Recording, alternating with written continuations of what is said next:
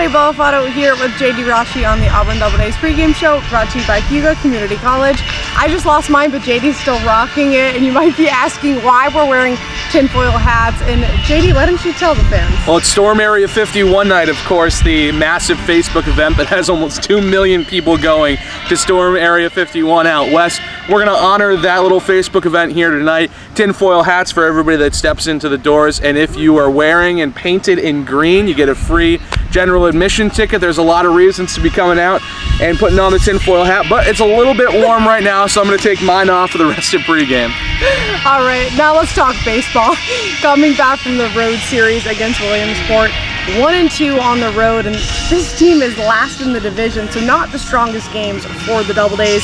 Had a win, 3-1 win on game 1, and then game 2 came back with a 7-1 loss. What was really, that turning point? I think the turning point was just the lack of offense that the Doubledays had throughout the weekend. They out-hit Williamsport in game 1 of a doubleheader. And first of all, this was all kind of jumbled about because we were supposed to have 3 games on 3 days. Instead, they get rained out. They got rained out here at Falcon Park a couple of nights ago against the West Virginia Black Bears. Next day, they travel to Williamsport that morning. They get rained out again. So already you're kind of behind the 8 ball in terms of not being on your normal everyday schedule for the last 2 days. You're going into the 3rd day, you play a doubleheader, you get a big win in game number 1. Rhett Wiseman, who had a huge game in that one again. He had 2 home runs in that series, 3 home runs overall thus far with the Doubledays, so he was great. You get off to a good foot there. Then you fall behind early in game number 2 of the doubleheader. You lose that one, and then you lose game 3. And really, it's just a matter of the Doubledays not having the offensive production you necessarily need to be winning baseball games against a Williamsport team that, although is not very good in terms of the rankings and in terms of the standings, has been pretty decent in terms of statistics this year. They just get themselves into trouble in games. They can still hit the baseball very, very hard. They've got a lot of really good players on that Williamsport team, including a top 10 round pick, or top 10 overall pick in Bryson Stott, their shortstop, so their offense just didn't get there when they needed it to. We saw Tyler Dyson out on the mound, who had a strong game, his second outing of the season, and we've talked about how important it is when the guys aren't getting the hits in, how important it is to have a strong presence on the mound. And tonight we have Rafael Gomez, who I think we can have a little confidence in.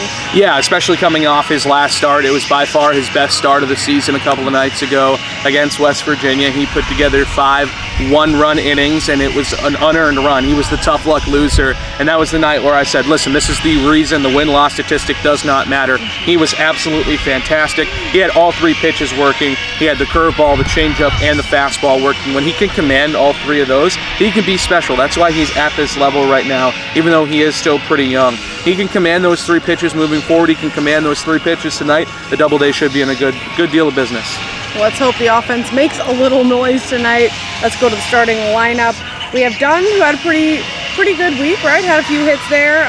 Senior had a multi-hit game. Carrillo, hopefully we can see him get the ball rolling again. Who do you see tonight as having a strong game? I really like Eric Senior at the bottom of the lineup. I think he's swinging a really good bat right now. He's toned down his approach. I think he was kind of reaching and just getting a little anxious and agitated at the plate with himself earlier in the season, even in the last couple of weeks. I think he's turned it around and had a much more balanced approach at the plate of late. We know he's got a ton of pop. He carried one over the left center field scoreboard here at Falcon Park. As long as he keeps the strikeout numbers down and he doesn't chase low in the zone, which has been a problem for really the entire Doubledays roster this season, chasing breaking stuff low in the zone. If he can barrel a couple of baseballs up and continue to have those multi-hit performances and string a couple of really good nights together, the Doubledays should have success tonight. Game 1 in the series against Mahoning Valley. Last time we saw them, the Scrappers won the series 2-1. What can we kind of expect tonight? Well, you can expect a lot of good offense. They have a lot of prospects in the Indians organization, who are the parent affiliate of the Scrappers. Top 30 prospects. There's 3 or 4 of them on this roster. You won't see their highest rated prospect that's in Mahoning Valley tonight. That's George Valera, who has been absolutely stellar. Actually, a U.S.-born kid, was born in the Bronx, but then was born in New York, born in the city, and then moved down to the Dominican when he was 13. So technically he's an international free agent, but he's kind of back and tearing things up here stateside in the United States. You won't see him tonight, but there are a couple of other guys to keep your eyes on, certainly throughout that Mahoning Valley lineup, so that young talent is definitely something to keep our eye on.